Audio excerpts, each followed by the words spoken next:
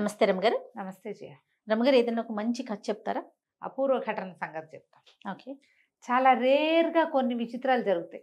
అసలు అలా జరుగుతుందని కూడా మనం ఊహించం. మనకు కూడా జీవితంలో ఎప్పుడైనా మన చుట్టాల్లో, పక్కాలో ఎక్కడో తారసపడుతుంటుంది. ఓ పెద్ద వ్యాను ఒక బండి కుర్రాడిని గుద్దేస్తుంది. మధ్య చూసాం. గుద్దేస్తే వాడు ఆ బండి వాడికి ఆ లారీకి తగులుకుపోయింది. వాడు ఎట్టా లేచి లారీ బంపర్ మీదకి చేరిపోయాడో తెలియదు. ఆ బంపర్ మీద నిలబడి ఆడు ఆపు ఆపు ఆపు అని అరుస్తుంటే ఓ 2 కిలోమీటర్లు తీసుకుపోయేట ఆ లారీ వాడు. అవును. వాడికి ఏమవలా, వాడు బతికిపోయాడు. అపూర్వ ఘటనలు కదా, ఎక్కడా జరగనివి. ఓ బండి ఎవరినో పెద్ద బండి గుద్దేస్తుంది. ఒక లారీ బండిని గుద్దేస్తుంది. లారీ బండిని తోసుకుంటూ వెళ్ళిపోతుంది. వాడు ఆ లారీ కింద నుంచి లేచి నిలబడి కనపడతాడు. అన్ఎక్స్పెక్టెడ్గా మాకు తెలిసిన వాళ్ళు ఒకళ్ళకి యాక్సిడెంట్ అయింది. ఆటో గుద్దేసింది. ఆటోని టెంపో లాంటిది, ట్రక్ లాంటిది గుద్దేసింది. ఆడాళ్ళు ఇద్దరు ఇక్కడ పడిపోయారు. పిల్లాడు వెళ్ళి వాళ్ళ దగ్గర ఉన్న పిల్లవాడు వెళ్ళి రాళ్ల కుప్ప మీద పడ్డాడు. జయ, ఈ గులకరాళ్ళు ఉంటాయి చూడు, చిప్స్ రోడ్లు వేసేటప్పుడు వాడతారు, ఆ రాళ్ల మీద పడ్డాడు. ఏమీ అవలేదు జయ వాడికి. అస్సలు ఎంత వింతగా చెప్పుకుంటే వాళ్ళము ఎన్నాళ్ళు. ఆ తల్లి మేనత్త ఇద్దరు ఇతలు పడిపోయారు. తల్లి స్పృహ తప్పిపోయింది. మేనత్తకి ఏదో మోచేతులు అవి కొట్టుకుపోయినాయి. ఆటో దొర్లిపోయింది. ఇందులో నుంచి ఎగిరెళ్ళి ఆ చిప్స్ మీద పడ్డ పిల్లాడికి మాత్రం ఏమీ అవల. వాడికి ఇట్లా క్యాప్ లాంటిది ఒకటి పెట్టారు. ఒక క్యాప్ టవల్స్ వచ్చేవి. ఆ టవల్తో సహా ఎగిరాడు. మరి టవల్ కాపాడిందో ఏం కాపాడిందో వాడికి ఏం అవ్వలేదు. గీత కూడా పడలా. సూపర్. బేరమని ఏడిచాడు. ఎవరో ఎత్తుకున్నారు. కాలు చేయి విరిగిపోయి ఉంటున్నారు. విరగలేదు, ఎక్కడ గీసుకోలేదు. ఎట్ట పడ్డాడో ఎట్ట బతికేశాడో వాడు. రేర్గా జరుగుతాయి. అవును. కొన్ని చందమామ కథలు అట్లాంటి విచిత్ర గాథలు ఉన్నాయి. పూర్వమట అది ఏదో దేశంలో ఒక సంపన్న గృహస్థుండేవాడు. భార్య అంటే పంచ ప్రాణాలట. చాలా ప్రేమగా ఉండేవాడు. ఒక 5-6 సంతానం, ఒక 25-30 మంది పనివాళ్ళు, పెద్ద మేడ, పెద్ద వ్యాపారం, గందరగోళంగా బోల్డని ఉండేది. అయితే ఒక 38-39 సంవత్సరాలు వచ్చాక భార్య ఒకనాడు పెద్ద కేక పెట్టి గిలగిలా తనుకుని కాళ్ళు చేతులు కొట్టుకుని బిర్ర బిగిసిపోయి అయిపోయింది. విచిత్రమైన జబ్బు. ఒళ్ళు చల్లబడిపోయింది, శ్వాస ఆగిపోయింది. మొహంలో ప్రేతకళ రాల, మొహం కళ్ళగానే ఉంది, కానీ మనిషి ఇట్లా బిగిసిపోయింది, అయిపోయింది. దాంతో అందరూ వలవల ఏడ్చారు. పిల్లలు అందరూ దగ్గరే ఉన్నారు. ఆవిడని సమాధి చేశారు. అయితే ఈయన ఏం చేశాడు, ఆవిడ నగలన్నీ తీసేశారు, కానీ ఒక రవ్వల ఉంగరం ఆవిడ వేలికి పెట్టాడు. అవన్నీ నగలు తీసేస్తే కాదని పెట్టాడు.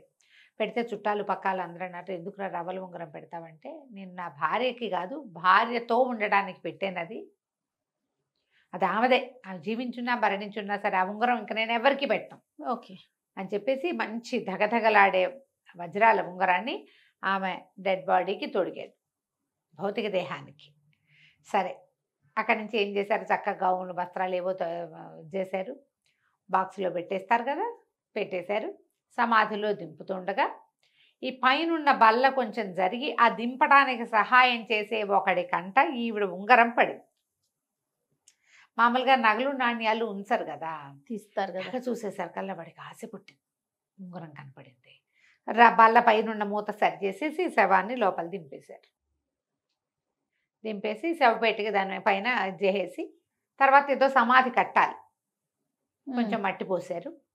తర్వాత దాని మీద ఏదో కడతామనుకున్నారు. ఆ గొయ్యి అంత పెద్ద గొయ్యి ఏం కాదు, ఒక మాదిరి గొయ్యి. సరే, ఏమైంది, సాయంకాలానికి బాగా రాత్రి అయిపోయేసరికి అలా వీడేం చేశాడు, కొద్దిగా తాగి, శవపేటిక మళ్ళీ తీయాలంటే భయం కాదు, వాడు ఏం చేశాడు, ఆ పైన మట్టి అంతా జరిపి, రేపో ఎల్లుండో పని వాళ్ళు వచ్చి సమాధి కడతారు, దాని మీద పైన బాక్స్ అవి కడతారు కదా, ఆ పూట కుదరల. దాంతో వీడేం చేశాడు, ఆ శవపేటకి జరిపి పై మూత జరిపి ఉంగరం తీద్దామనుకున్నాడు. కానీ ఆ క్షణంలో ఏమైంది, ఎన్నో గంటల నుంచి ఆ బాక్సులో ఉంది ఆవిడ శరీరం. బాక్స్ పై మూత తీసి గాలి కొంచెం తగిలేసరికి స్పృహ వచ్చేసింది ఆవిడకి. ఆవిడ చచ్చిపోలా, అయ్యో, అదొక రకమైన వాతం బిగిసిపోయింది మనిషి. ఊపిరాడడం మొదలుపెట్టింది. అక్కడి నుంచి చెయ్యి, ఆవిడ పడితే చెయ్యి పుచ్చుకుపోయేసరికి చెయ్యి ఇటా కదిలి ఆ శవపేటికి అంచుని పట్టుకుంది. అడిలిపోయాడు. లేచాక వచ్చేసింది అనుకున్నాడు. వాడు కిరిబికిరైపోయి పిచ్చి కేకలు పెట్టి పరిగెత్తేశాడు. ఆవిడ సగానికి ముప్పాతికి తెరుచుకుపోయిన ఆ పేటికి పెట్టెను ఎటాగో తోసి లేచి నిలబడి ఏం బట్టలు వేసుకున్నాను నేను, అసలు నేను ఎక్కడున్నాను అని ఆశ్చర్యపోయింది. మెల్లిగా ఎట్టా గొట్ట ఈడ్చుకుంటూ నానా ప్రయత్నం చేసి ఆ గోతులోంచి బయటపడింది. చూస్తే చుట్టూతా అన్నీ తెలుస్తున్నాయి. ఓహో, నన్ను ఇక్కడెక్కడో పాతిపెట్టి చచ్చిపోయాను అనుకున్నారు కాబోలు అని చెప్పి కేకలేద్దాం అనుకుంది. ఆవిడకి నోటి నుంచి మాటే రావట్లే. ఆవిడకి పుట్టాడు జబ్బు చేసి చచ్చినంత పని అయింది. పైగా ఇన్ని గంటల నుంచి ఎప్పుడో పొద్దున్న జరిగింది. రాత్రి దాకా తిండి తిప్పలు ఏం లేవు. కనీసం అది ఇంట్లో ఉండుంటే ఏసాలైనా పెట్టేవాళ్ళు, నోరు పగలు తీసి ఏదో ఒక పోసేవాళ్ళు. ఇదేమిది పోతా ఏమీ లేదు. ఆవిడ ఎట్టాగొట్ట ఈడ్చుకుంటూ ఆ శరీరాన్ని మోసుకుంటూ మెల్లిగా ఈ సమాధులు అవి కట్టే ప్రాంగణం దాంట్లో నుంచి బయటకు వచ్చి, చెప్పులు లేవు, ఎట్టా గొట్ట మెల్లిగా తమ ఇంటి వైపు దారితీసింది. సాయంత్రం అంతా ఏడ్చారు పిల్లలు, సొమ్మసిల్లి పడి ఉన్నారు. భర్త ఏడుస్తూనే ఉన్నాడు. ఆయన ఇంకా నిద్రపోలే, మేడ మీద ఉన్నాడు. ఈవిడ మెల్లిగా వెళ్ళింది. వెళ్ళి సరే దగ్గరికి వెళ్ళింది. ఇంటి వాకిట్లోకి చేరింది. వాకిలి తలుపు. ఒక పనివాడు ఒకడు పాలు గిన్నెలు పెరుగులు మీగళ్ళు అవి సవరించుకుంటూ తిరుగుతున్నాడు. వాడు ఒక్క రవ తొత్తరపాటు వాడు, కొంచెం వాడు పని చేసుకుంటున్నాడు. ఈవిడేం చేసింది, వెళ్ళి వాకిలి తలుపు కొట్టింది. ఎవరు ఎవరు అన్నాడు. నేనేరా అమ్మగారిని, తలుపు తీరా అంది. అర్థం కాలే. అమ్మగారిని రా, తలుపు తీరా, మేడంని రా అని చెప్పింది. చెప్పేసరికల్లా వీడేం చేశాడు, మేడం పొద్దున్న చచ్చిపోయింది, ఆవిడని సమాధి చేశారు, అది వాడి బుర్రలోంచి వెళ్ళిపోయింది. వాడి బుర్రలోంచి వెళ్ళిపోయింది. తలుపు తీసాడు. తీసాక వాడికి తట్టింది. తలుపు తీసేశాడు. తీసేసి ఆవిడ అటుకేసి అట్లా చూసిన ఆవిడ నీరసంగా చేతులు వేళ్లాడేసుకుని నిస్త్రాణగా నుంచుంది. ఆ గౌను ఒకటి పెద్ద గౌను వేశారు, ఆ గౌనంతా వేళ్లాడిపోతుంది. వాడు అలా చూసి, అంటే తలుపు తీయాలో వద్దు, అయ్యగారిని అడగాలండి అన్నాడు. వీడు నిర్కాంతపోయింది. నా ఇంటికి నాకు తలుపు తీయాలో వద్దో వాడిని అడుగుతానంటాడా వీడు? ఏమన్నా మాట్లాడదామంటే ఆవిడ సత్తా లేదు. ఏం చెయ్యాలో తెలియలే. అయ్యో, ఈ నా చావుకు వచ్చిందే నా చావు, ఇప్పుడు నా ఇంట్లోకి నేను వెళ్ళాలన్నా పర్మిషన్ కావాలి, ఏం చేస్తుండ్రా దేవుడా అని ఆవిడ నీరసంగా చూస్తుంది. కానీ వాడు చటుక్కుని తలపేసేసాడు. పరిగెత్తుకుంటూ వెళ్ళాడు. పైకి వెళ్ళాడు. పైకి వెళ్ళి అయ్యగారు అయ్యగారు అంటే ఆయన చచ్చేలా ఏడుస్తున్నాడు. వాడిని చూసి కళ్ళు తుడుచుకున్నాడు. పడుకోలేదండి అన్నాడు. పడుకుంటానరా, అమ్మగారు వచ్చారండి, తలుపు తీయమంటున్నారు, తీనా వద్దండి అన్నాడు. అనగానే అన్నాడు, ఇంకెక్కడ అమ్మగారు రా, ఈనాడో ఎప్పుడో అయిపోయింది, ఎన్ని గంటల క్రితమో అయిపోయింది, అయినా ఇదేం హాస్యం రా, నన్ను పడుకోబెట్టడానికి ఇట్టాడు జోకులేస్తావురా నీ బొందా అన్నాడు. అబ్బే జోక్ కాదండి, అమ్మగారండి కింద ఉన్నారండి, తలుపు తీయమంటారా అండి వద్దంటారండి అంటాడు. ఈయనకి అమ్మగారు ఎట్టా వస్తుందిరా నీ బొందా, అమ్మగారు వస్తే అమ్మగారు రావటం అంటే మన గుర్రాలు మెట్లెక్కటం రా, గుర్రాలు మెట్లెక్కినాయంటే నమ్మగలవా, అలాగే అమ్మగారు వచ్చంటే నమ్మలేనురా, వేసిన జోకులు చాలే, నువ్వో నేను పడుకుంటానులే అన్నాడు. వీడు గుర్రాలు మెట్లెక్కటం మీద పోయింది వాడి మనసు. ఒక ఆవిడ వాకిట్లో నుంచుంది, తలుపు తీయమంటుంది, వాడికి తట్ల, వాడు కొంచెం అయోమయం వాడు కదా. అక్కడి నుంచి యువతలకు వచ్చాడు. వచ్చేసరికల్లా సడన్గా వాడికి ఏం కనపడిందంటే, 2 తెల్ల గుర్రాలు ఉన్నాయి ఆయనకి, బగ్గీ కట్టేవి. అవి లోపలికి వచ్చేసినాయి. వాటికి ఎలా ఉంటుందంటే, ఒక గుర్రపుశాల ఇంటికి అటాచ్డ్గా ఉంది. అవి పెంపుడు గుర్రాలు, వాళ్ళకి ఇంట్లో ఉండేవి. దానికి అప్పుడప్పుడు దానికి ఒక షట్టర్ ఉంది. అవి అటు ఉంటే ఇవి ఇల్లు ఇటు ఉంటుంది. ఆ షట్టర్ ఒక్కొక్కసారి ఓపెన్ అయిపోతుంది. వీళ్ళు ఎవరైనా చూసి వేస్తారు.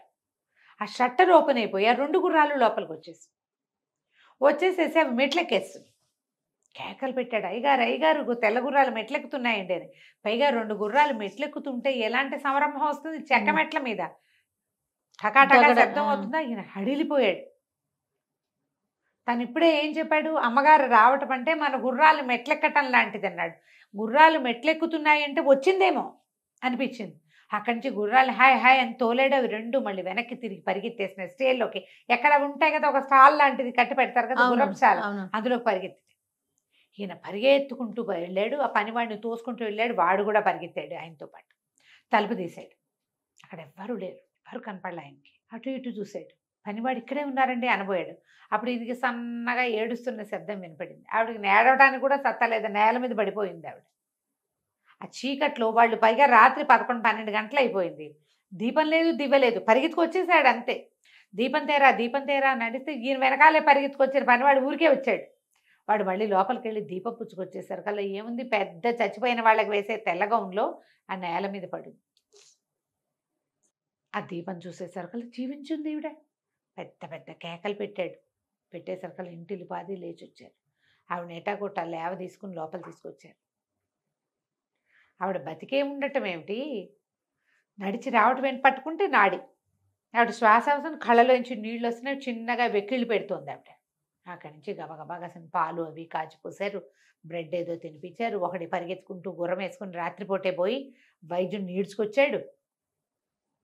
రకరకాల మందులు గిందులు పోసారు. తెల్లవారేసరికి మామూలు అయిపోయి, ముందు రోజు పొద్దున ఆవిడ శవయాత్రలో పాల్గొన్న వాళ్ళంతా మర్నాడు ఆవిడ పరామర్శ యాత్రకు వచ్చారు, పువ్వులు అవి పుచ్చుకుని.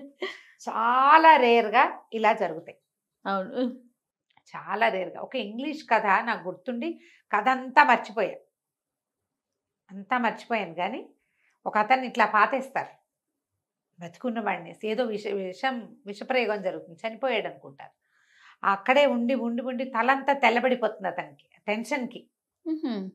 అతను తిరిగి వచ్చేసరికల్లా అతని భార్య ఎవరితోటో కనపడుతుంది. ఎందుకు బతికొచ్చానా అనుకుంటాడు. ఈ కథ చదివితే నాకు ఆ కథ గుర్తొచ్చింది. కథ ఎక్కడుందో వెతకాలి. మాలతీ చంద్రు గారు తెలుగులో చేసిన నావెల్, ఇంగ్లీష్ స్టోరీ అని గుర్తుంది నాకు.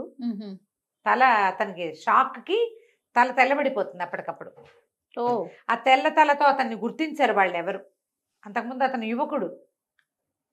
తెల్లటి తల ఉంటే ఎట్లా గుర్తుపడతారు? ఇప్పట్లాగా రంగులు వేసుకునే కాలం కాదు కదా. ఆ కథ ఒకటి జ్ఞాపకం వచ్చింది. చూడు ఎంత అపూర్వ ఘటన, ఎప్పుడు ఎక్కడా జరగంది. పాతి పెట్టిన వాళ్ళు మళ్ళీ బ్రతికి రావడం సాధారణంగా జరగదు. ఆవిడ చూడు ఇల్లు వెతుక్కుంటూ కూడా మళ్ళీ వచ్చేసింది కథ కంచికి మన ఇంటికి. బాగుందండి. నమస్కారం గారు. సుమన్ టీవీలో మీ పర్సనల్ అండ్ బిజినెస్ ప్రమోషన్స్ కోసం కింది నెంబర్కి కాంటాక్ట్ చేయండి.